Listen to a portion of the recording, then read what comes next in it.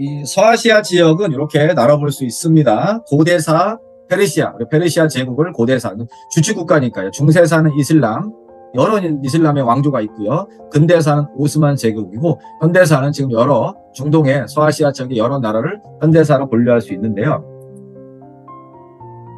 자, 이제 고대 이전의 역사부터 좀 보면 메소포타미아는 이 지도를 조금 우리가 기억을 해놓으면 좀 좋을 것 같아요. 보시면 티그리스 강이 있고 유프라테스 강이 있잖아요. 보시면 여기 많이 들어본 도시 우르크, 여기 보면 라가시 이런 데가 있고요. 강의 하류죠. 두 강이 만나는 이 범람하는 지역에 있는 도시들입니다. 그러니까 오래 여기에 문명을 만들어서 오랫동안 살기에는 사람이 많이 모이다 보니까 힘들었던 것 같아요. 그래서 점점 강의 중류와 그 다음에 상류로 이동한다, 도시들이. 그 중류에 건설된 도시 중에 바벨론이 있죠. 그 다음에 상류로 올라가면 아슈르. 요 지역에서 오랫동안 있었던 나라가 아슈르를 기반으로 했다. 그래서 아시리아라고 있습니다. 그 다음에 나중에 또 아시리아가 수도로 정하기도 했던 니네베 같은 데가 굉장히 중요한 그러한 도시들인데요. 아시리아.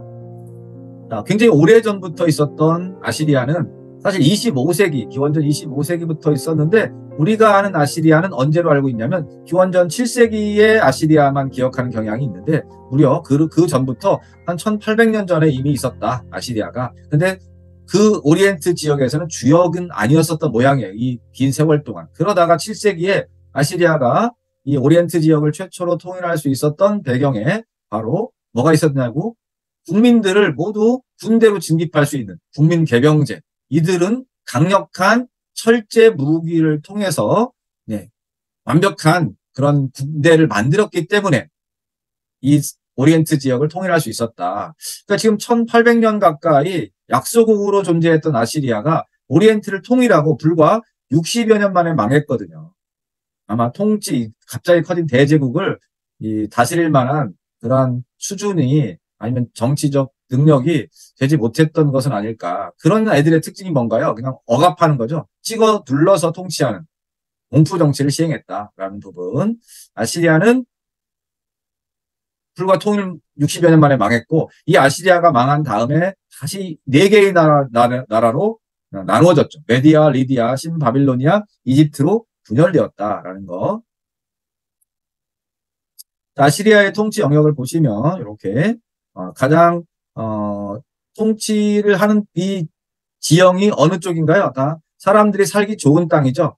강이 있고 그다음에 평원지대가 있었던 곳, 그냥 좋은 땅만 아시리아가 점령했다라는 거고, 이 아시리아가 점령한 곳에 바로 이쪽 지금 이스라엘 땅도 들어갔네요. 그래서 이 아시리아 사람들이 유대인들을 니네베로 이주시켰던 장면들이 성경에도 나오죠. 그 성경에 나오는 선지자 중에 그 누구죠? 그 사자 굴에 들어간 사람 누구죠? 그 고래한테 잡혀먹은 건 요다고, 다니엘인가? 그 사자굴에 들어갔다가 살아나온 선지자가 있었던 것 같은데, 니네베를 그렇게 막 묘사한 성경의 이야기 뒤에 나오는 것 같아서, 자, 바로 이 아시리아의 성문 니네베고요. 아시리아 왕들의 곱슬머리가 당분간 이 지역을 대표하는 헤어스타일이 된 것 같아요. 바로 이 니네베에 묘사되어 있는 그 센나케레브 왕의 모습이라고 합니다.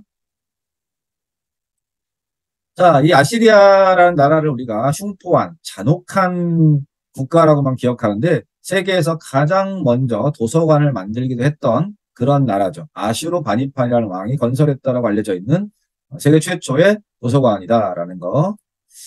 자, 이들은 굉장히 용감하고 용맹하다는 것을 보여주기 위해서 이런 구조를 많이 남겼네요. 사자와 싸우는. 어떻게 인간이 저렇게 사자와 싸울 수 있어요? 그 정도로 자기들을 과시하기 위한 구조를 많이 남긴 그런 민족이기도 합니다. 네.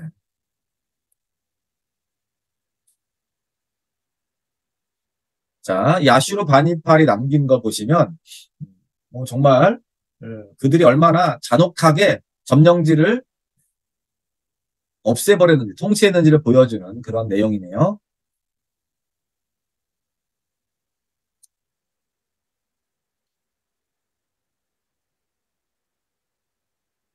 아시리아가 사라지고 이 지역을 잠깐 통일하는 나라가 신바빌로니아입니다. 이 신바빌로니아가 아까 이스라엘에 그 북이스라엘과 남유대가 있었는데 북이스라엘 사람들은 아시리아가 잡아갔고 남유대 사람들은 신바빌로니아 사람들이 잡아갔죠. 그래서 이때 바빌론 유수라는 게 만들어집니다. 이 유대인들을 포로로 끌고 가서 그 나라는 이 신바빌로니아 사람들이다라는 거. 자, 신바빌로니아 왕들 중에 바로 네부카드네자르. 자, 나보폴라사르가 아시리아의 니네베를 함락했고, 그 다음에 네부카드네자르는 이 지역을 완벽하게 통합하면서 유대를 정복했던 왕인데요. 이 바빌론 유수를 일으킨 사람이죠. 그러니까 성경에도 등장하겠죠. 네부카드네자르가. 이 신바빌로니아는 100여 년 만에 페르시아의 키루스 대왕에게 멸망을 합니다. 신바빌로니아 이전에 아시리아.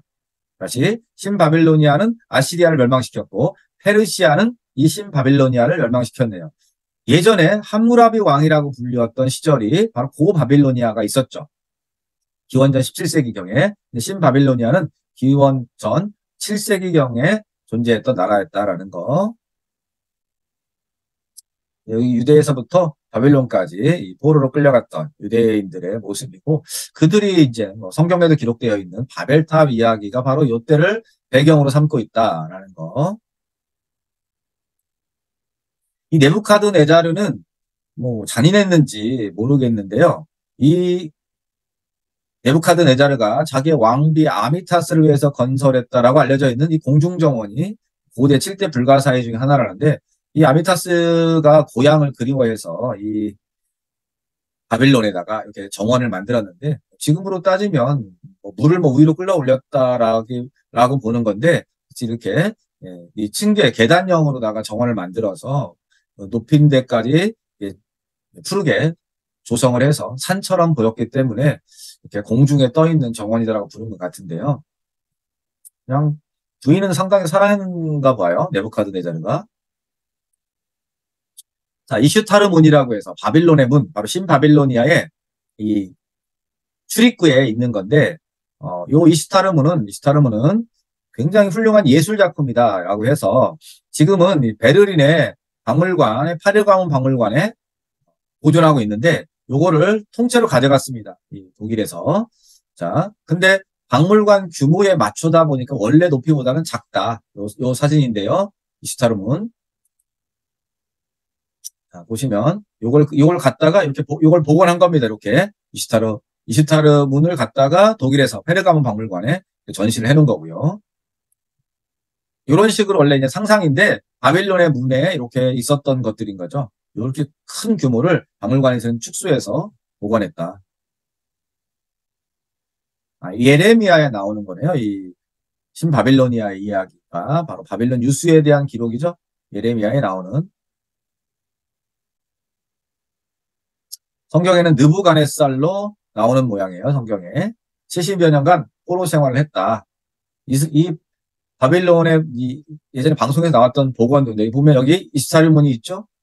굉장히 고급스러운 문이었는데, 그러니까 이 성벽의 어떤 성문의 역할도 했지만 예술 작품으로서의 가치도 있는 것 같고, 이건 이제 도시 중앙에 있었을 거로 추정되는 바벨탑이 있네요.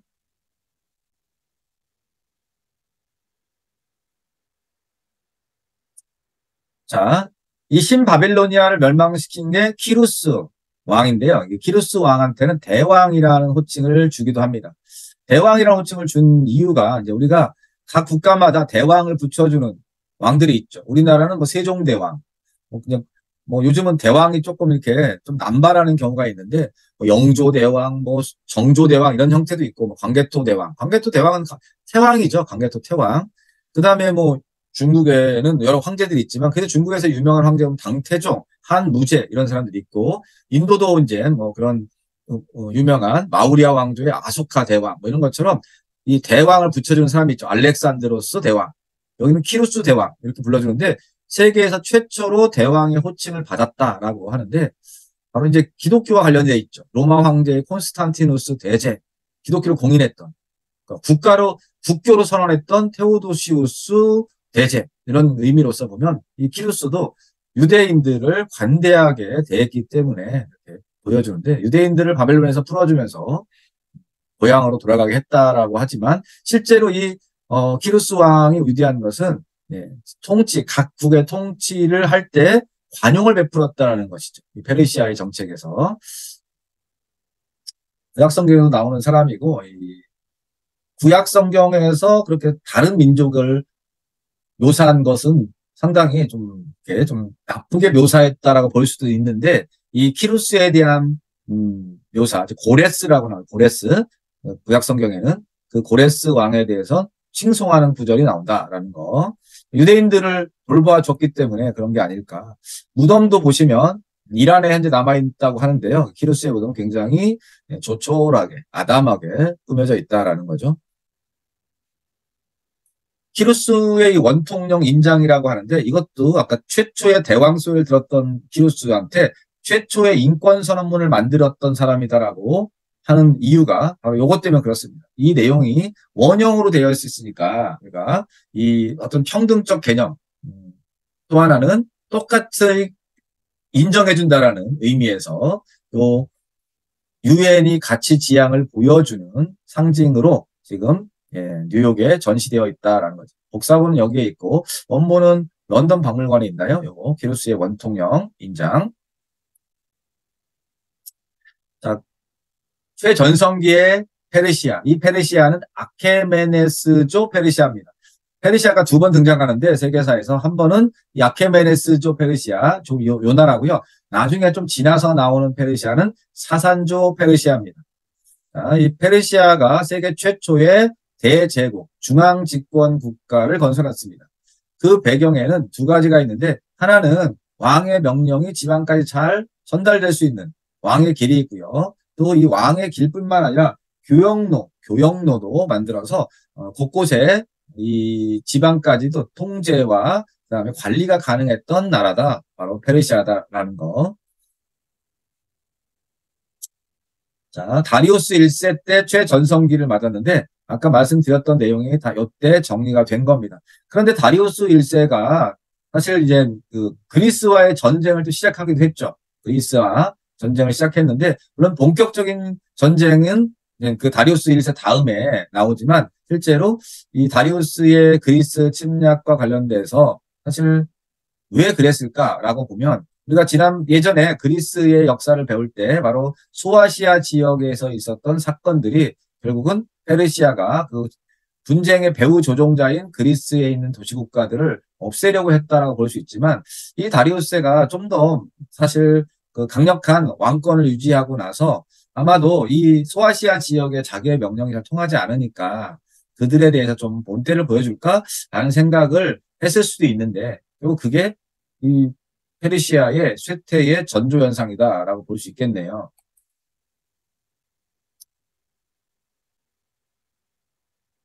왕위 계승에 보시면 아까 뭐 키루스 나왔었죠. 키루스 2세. 그러니까 키루스 2세가 키루스 대왕이고 다리우스 1세 방금 보셨던 다리우스 1세의 아들 크세르크세스. 그 영화 300에서 나왔었죠. 크세르크세스. 이렇게 나머지 뭐 왕들은 우리가 기억을 못 해도 되는데 이 정도는 좀 기억을 하자. 우리는 키루스 2세 이거보단 키루스 대왕 이런 표현이 더 익숙하긴 한데요. 원래 이름은 키루스 2세였다라는 거. 페르시아의 수도였던 페르세폴리스에 남아있는 흔적입니다. 이 지역을 점령했던 알렉산드로스가 다 파괴시켜 버렸는데 다 파괴됐음에도 이 돌이기 때문에 이 오랜 세월을 견뎌낸 곳이라고 볼 수 있는데 바로 이 페르시아의 수도 페르세폴리스 다리우스가 건설했는데요. 자, 이건 바빌론 유적이네요. 바빌론.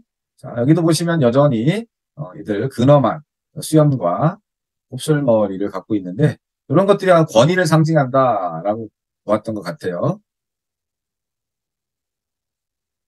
페르시아 아케메네스 왕조 페르시아의 종교는 조로아스터교입니다. 조로아스터교. 이 조로아스터교는 바로 나중에 유대교의 근원이 되는데 바로 선과 악, 그다음에 세상을 심판하기 위해서 불을 내린다든지 그런 부분, 구세주 출현 등등 이 유대교가 이 조로아스터교를 받아들여서 나중에 다시 자기들의 원래 근거지였던 팔레스타인 지역으로 건너와서 완성하기 시작한 것이 바로 유대교의 경전인 구약성경이다라고 보는 경우도 있는데요. 자, 그 조로아스터교가 그렇기 때문에 모든 종교의 아버지 역할, 영향을 주었다. 유대교, 크리스트교, 이슬람교까지. 조로아스터교에 관련된 내용은 나중에 유럽에 바로 니체가 짜라투스트라는 이렇게 말했다 해서 짜라투스트라가 바로 이 조로아스터를 이야기하는 거죠. 자, 그리고 이제 파르티아인데 이 파르티아가 스키타익의 유목민이잖아요. 스키타익의. 그래서 보면 말의 편자, 활의 명수인데 우리가 파르티안 샤법, 달리는 말에서 뒤를 보고 활 시위를 당길 수 있는 거 상당한 숙달된 사람 아니면 못하는 거죠. 거기에 이 스키타익의 유목민들이 왜 그렇게 말을 빠르게 달릴 수 있었느냐? 말의 편자를 막았다. 이거 어마어마한 사건이죠. 말의 편자를. 말이 이게 상처가 나지 않도록 했으니까 말이 좀 더 편안하게 달릴 수 있지 않았을까요? 자, 파르티아가 위치한 곳 보시면 이 동과 서의 중개무역으로 성장을 했다라는 거. 이걸 멸망시킨 나라가 사산조 페르시아네요. 사산조 페르시아는 이 파르티아 지역은 그러면 어디예요? 이란 지역이죠. 사산조 페르시아도 아까 아케메네스 왕조 페르시아와 같이 이란 계열이다라고 볼 수 있죠. 사산조는 이제 드디어 기원 전이 아니라 기원 후 서기로 돌아왔네요. 이 사사랑조 페르시아 위치하는 곳이 아까 그 파르티아와 비슷하고 특히 이 사사랑조 페르시아는 우리나라와도 연관이 있다 해서 신라에 들어왔던 모양의 이들의 물건이나 사람들이 왔던 모양인데 그 시절의 흔적으로 국립경주박물관에 이런 유리병 그릇이 현재 전시되어 있습니다. 사사랑조 페르시아가 만들었던 유리병 그릇. 당시로서는 거의 최고급 그런 상품이었겠죠. 사사랑조 페르시아는 종교의 천국이라는 표현을 씁니다. 조로아스터교를 국교로 삼았습니다. 그리고 조로아스터교를 국교로 삼고 다양한 종교들이 이 당시에 사사랑조 페르시아에서 있었다라는 거. 자, 사사랑조 페르시아가 끝나갈 즈음에 굉장히 이제 혼란스러웠었던 모양이에요. 그래서 이제 먹고 사는데 각자 도생을 해야 된다라는 생각을 했는지 또 하나 이때 왜 사산조 페르시아가 약간 국가가 흔들렸냐면 원래는 이 내륙 지방으로 다니면서 무역을 했던 그 대상무역, 낙타무역이라고 할 수 있는데 이게 대량으로는 쉽지 않잖아요. 근데 이 즈음에 6세기 전후에서 근거리 바다를 항해하는 배들이 등장했다는 것이죠. 그래서 무역의 이 어떤 교통로가 바뀐 겁니다. 내륙에서 이 해안가로, 아라비아 이 반도 해안가로. 그러면서 이 해안가 근처의 도시들에 사람들이 몰린 거죠.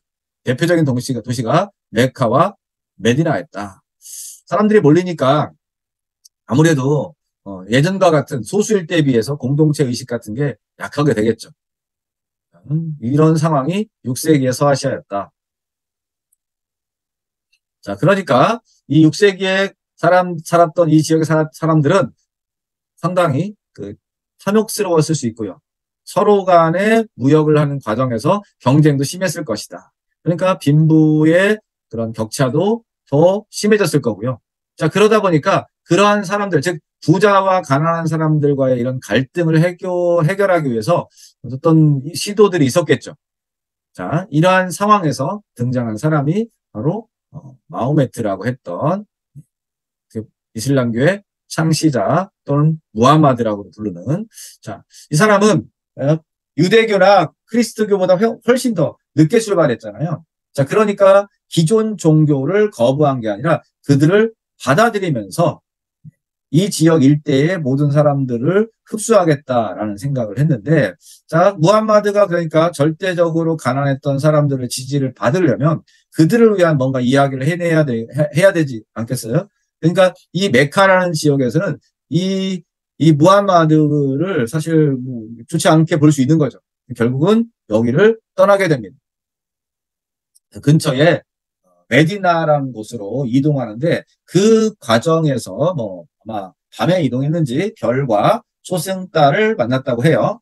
그래서 지금도 이슬람교 국가들은 저런 별들과 초승달이 다 들어가 있죠. 이때가 622년인데 이 사건을 헤지라라고 하는데 메카에서 메디나로 탈출했고요. 8년 만에 다시 메카로 돌아왔네요. 굉장히 빠른 속도죠. 그리고 2년 만에 아라비아를 통일했다. 왜 이렇게 빠르게 그러면 이슬람교가 퍼져나갔을까가 중요하겠죠. 이유는 우리는 이슬람교 하면 상당히 이제 무서워하는 경향이 있죠. 예전에 우리나라 제주도에 예멘 사람들이 뭐 난민 신청했을 때 뭐 난리가 난 적이 있었죠. 예멘인들을 받아주지 말자. 그들은 다 뭐 남자들이고 무섭다. 뭐 이런 생각들을 많이 해서 그랬는지 이슬람에 대한 약간은 거부감이 좀 있잖아요. 아무래도 우리랑 뭐 가까이에서 서로 이렇게 생활을 해본 적이 없다 보니까 그런가 이런 생각이 드는데 실제로 이슬람은 종교적인 생활이나 이런 걸 강요하지 않았다. 포교하지 않았다. 다만 이슬람을 믿으면 조금 혜택을 줄게 이 정도였지 이슬람을 믿지 않는다. 너희들이 믿던 걸 버리고 내 걸 믿어라. 이게 아니에요. 너희들 거 믿던 걸 믿어 라고 하는 거죠. 대신 뭐만 내면 돼? 세금만 내면 돼. 그거조차도 적게 받았죠. 옛날보다. 그러니까 이슬람을 믿으면 세금 혜택을 주었다라고 보면 되겠네요. 그 다음에 꼭 아랍인들이 아닌 사람들한테도 평등을 보장했다. 그러니까 너 이슬람 믿어? 안 믿어? 죽어? 이게 아니라 믿으면 좋아. 세금도 혜택해주고 참정권도 줄 거니까 이런 식으로 해서 이슬람교로 개종을 유도했다.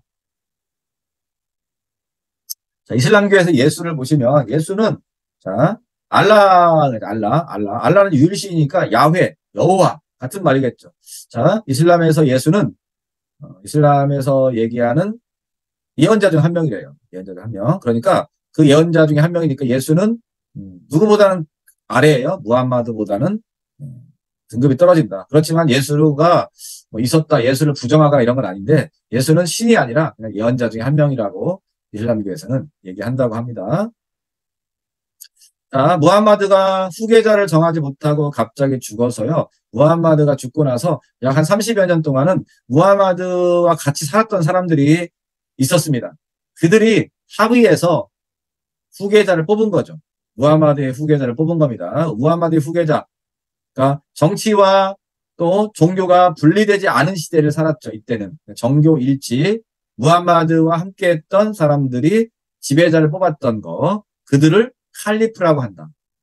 정통 칼리프라고 한 것은 무함마드와 함께했던 사람들이기 때문에 근데 고작 30년인 이후 나이가 들면서 병사하거나 자연사하거나 병사했다. 암살됐다. 이 정통 칼리프 시대에는 영토를 많이 넓혔잖아요. 종교나 통치의 융통성이 있었다는 겁니다. 무함마드 시대 아까 아라비아 반도를 정복했죠. 10여 년 만에. 정통 칼리프 시대에 엄청난 영토 확장을 보세요. 정통 칼리프. 이쪽 지역의 노른자 땅은 다 차지했다. 정통 칼리프. 그리고 우마이야 왕조 때는 유럽까지 건너갔죠. 우마이야 왕조. 오히려 아바스 왕조 때는 여기를 잃어버렸죠. 우마이야 왕조를 멸망시킨 아바스 입장에서 여기까지는 점령을 못했던 모양이에요. 그래서 이쪽에 있었던 나중에 우마이야를 후우마이야라고 부릅니다. 자, 그 다음에 또 하나 이슬람이 이 정복 과정에서 주변 국가랑 마찰을 일으킬 수밖에 없잖아요. 첫 번째 마찰 국가가 바로 이 탈라스, 지금의 하미르 고원, 히말라야 북쪽에 여기에서 당나라 군대 3만 명을 거의 몰살시켰다. 이때 전투를 이끌었던 사람이 누구냐면 고선지란 사람인데 고선지가 뭐 고구려의 유민이다라고 알려져 있는데 이때 잡힌 포로들 중에서 종이 만드는 재지술의 그 기술자가 있었던 모양이에요. 그래서 이쪽에 이 무슬림 이 지역에 아바스 왕조 시절에 이쪽 지역에서 뭐라 할까요? 그 종이와 관련된 이 활성화가 진행되었고 그로 시작된 이 재지술이 조금 더 십자군 전쟁을 거쳐서 나중에 유럽에도 알려지게 되었다. 그 출발이 바로 탈라스 전투였다라는 거. 자, 정통 칼리프 시대가 있었고 그다음에 우마이야 왕조가 시작됩니다. 정통 칼리프는 바로 무함마드와 함께 이제 지냈던 사람들이잖아요. 근데 그 무함마드와 함께 지냈던 사람들이 계속 추대하다 보니까 더 이상 이 무함마드랑 같이 살았던 사람이 나오지 않겠죠. 왜냐하면 마지막 칼리프를 암살시켰거든요. 자, 그러니까 어쩔 수 없었다라고 볼 수 있겠지만 이때부터는 이제는 어떤 가문이 칼리프직을 계속 이어받게 됩니다. 세스 칼리프 시대, 우마이야 왕조. 자, 이 세스 칼리프는 그러니까 철저하게 우마이야 가문에서만 나오는 거죠. 그래서 이 왕조를 우마이야 왕조라고 한다. 자, 이 우마이야 왕조가 어디까지 갔다고요? 유럽까지 건너갔다고. 심지어 파리까지 진출했다. 투르푸아티의 전투까지. 예전에 프랑크 왕국 때도 말씀드렸죠. 그래서 732년에 칼 마르텔이라는 사람한테 패배하면서 이베리아 반도의 그 스페인 지역을 더 이상 넘지 않을 거야. 이때 만약에 프랑크 군대가 패배했더라면 프랑크, 즉 프랑스조차도 어떤 나라가 됐을 것 같아요? 무슬림 국가가 되었을지도 모르겠네요. 자, 후기 우마이야 왕조는 아까 우마이야 왕조가 스페인까지 진출했는데 아바스 왕조에 의해서 우마이야 왕조가 망했잖아요. 근데 후기 우마이야 왕조는 그대로 약 300여 년 동안을 스페인을 지배했다라는 거. 완전히 사라진 건 바로 콜럼버스의 서인도제도 발견인 1392년에 이 후기 우마이야 왕조는 완전히 사라졌다. 자, 이 후 우마이야, 자, 이 애들이 남긴 문화유산이 지금의 스페인의 중요한 그런 관광객을 유치할 수 있는 배경이 됐죠. 후 우마이야 왕조. 자, 후 우마이야 왕조가 그렇게 훌륭한 문화유산을 남길 수 있었던 배경에는 종교적인 자유가 있었다. 아까 이슬람 국가 왜 이렇게 빨리 확장됐어? 라고 말씀하셨을 때 보시면 유대 상인들 누가 싫어했어요? 그리스도교 사람들이 싫어했죠. 그런데 아랍인들은 유럽과 이슬람교, 그리스도교인 얘들 다 함께 모여 사는 거 어렵지 않았다는 얘기예요. 그러니까 우리가 이슬람 국가는 무조건 포교를 위해서 이 창칼을 들이대면서 사람을 죽이고 이런 게 아니라 다 그들의 존재 가치를 인정해 주었다. 뭐만 잘하면 돼? 세금만 잘하면 돼? 이런 거. 그러니까 빠르게 성장할 수 있었다라고 보는 거죠. 그 그라나다에 있는 아람브라 궁전의 모습이고. 자, 아바스 왕조. 자, 우마이야 왕조가 세스 칼리프였잖아요. 더군다나 시리아 쪽, 지금의 지중해 연안에 있었다면 이 아바스 왕조는 지금 바그다드에 있네요. 바그다드. 자, 이 바그다드에 있는 아바스 왕조의 칼리프가 자, 탈라스에서 승리했고요. 당나라를 격파했고. 그 다음에 1258년에 몽골한테 멸망했으니까 꽤 오랫동안 유지된 왕조죠.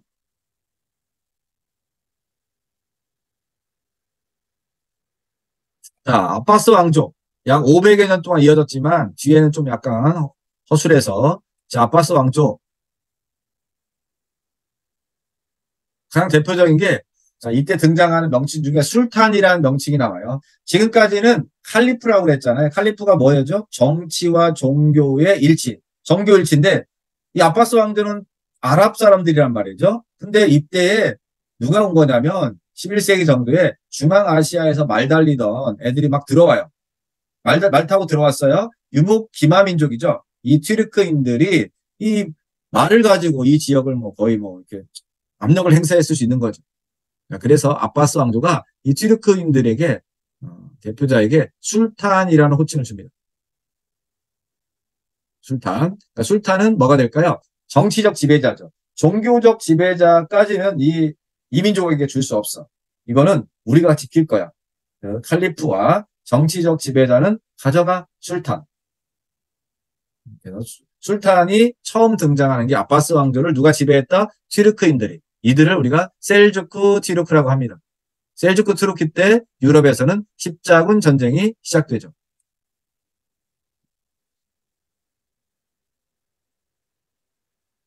자, 이 모스크라는 거 아시잖아요. 모스크. 모스크는 우리가 이제 우리 개신교, 기독교에서 개신교는 교회, 기독교에서 카톨릭교는 성당 뭐 이렇게 부르듯이 이슬람 애들의 예배당은 우리가 모스크라고 부른다. 모스크의 특징, 돔 지붕, 그다음에 미나레트, 4개의 미나레트가 기본이다라는 거. 그래서 모스크의 안에는 뭐 그냥 장식, 디자인 방식 이런 게 없죠. 대부분 바닥에 앉아서 네. 바그다드를 그 메카를 향해서 카펫을 깔아놓고 기도하는 장면이 바로 모스크다 해서 안에는 텅 비어 있다. 그 다음에 이런 기하학적인 무늬, 아라베스크 무늬인데 바로 사람의 얼굴이 이게 이제 들어가지 않도록 하기 위해서 이렇게 기하학적 무늬를 가지고 장식했다라는 겁니다.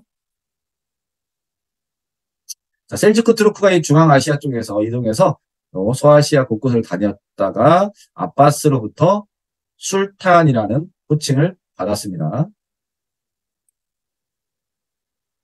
자, 셀주크 투르크 한 200년 동안 바그다드를 지배했던 술탄 십자군 전쟁을 유발했고요. 결국 십자군 전쟁의 결과 이 아바스 왕조가 유럽에 엄청난 혜택을 주었다. 가장 대표적인 게 이제 우리가 흔히 이 르네상스라고 하는 로마 그전에 그리스까지 이 사람들이 이제 공부해야 되겠다.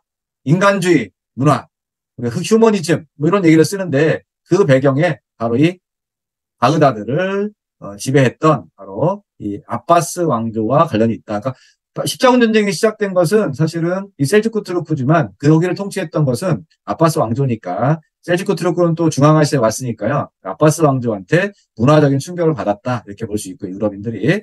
그다음에 셀주크 투르크는 같은 이모민족인 누구한테 이제 결국 멸망했냐면 몽골한테 망했다라고 볼 수 있고요. 자, 십자군 전쟁이 같이 나오죠, 이때. 예전에 유럽사에서 잠깐 말씀드렸던 것 같고 셀주크 투르크가 예루살렘을 점령해가지고 많은 사람들이 힘들다. 약탈당하고 있고 빼앗기고 목숨의 위협까지 받고 있다. 그들을 도와줘야 되고 그러한 이방인들을 이 예루살렘에서 몰아내고 여기에다가 하나님의 나라를 만들어야 돼라는 게 당시 로마 교황의 연설이었지만 실제 의도는 좀 달랐죠. 본인이 이쪽 지역에까지 영향력을 높이기 위한 그런 상황이었기 때문에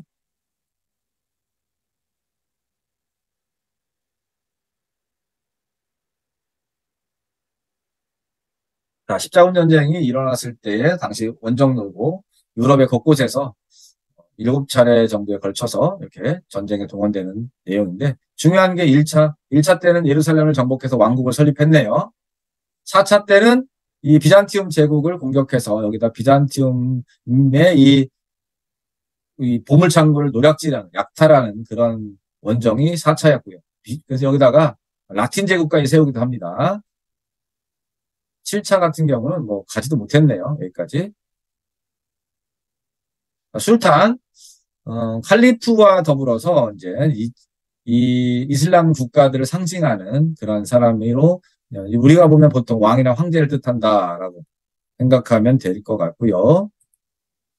자, 이 시절에 활동했던 사람 중에 이븐 바투타라는 사람을 한번 기억해도 갈까요? 이븐 바투타. 그 시절에 이렇게 30여 년 동안 세계 각지를 여행했다는 게 놀라울 정도죠. 모로코에서 태어나가지고 그럼 이 사람은 이슬람 사람이라는 건 분명하겠죠. 이 시대가 보고 또 태어난 곳이 모로코니까.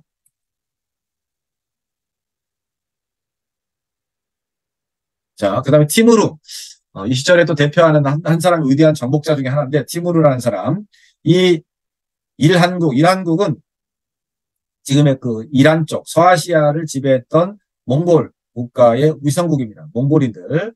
킵차크는 그 러시아 땅에 있었던 그 몽골인들의 그런 지배를 킵차크라고 합니다. 자, 요 티무르가 이 일대, 그러니까 일한국, 지금의 이란, 그 다음에 동유럽, 동유럽의 일부 중앙아시아 쪽이죠. 이쪽 지역을 평정했고, 심지어 북부 인도까지 장악했던 시기가 바로 티무르인데, 요때 이제 티무르에 의해서 이 오스만 튀르크가 거의 망할 뻔했습니다. 오스만 튀르크가 막 성장하고 있는데 이 티무르에 의해서 오스만 제국이 결국은 이제 거의 멸망 직전까지 갔고요. 근데 워낙 이제 티무르가 나이가 고령이었고 더군다나 이제 원나라를 몰아냈다라고 하는 명나라를 치기 위해서 공격하는 과정에서 병들어 죽었다라고 알려져 있는 인물입니다.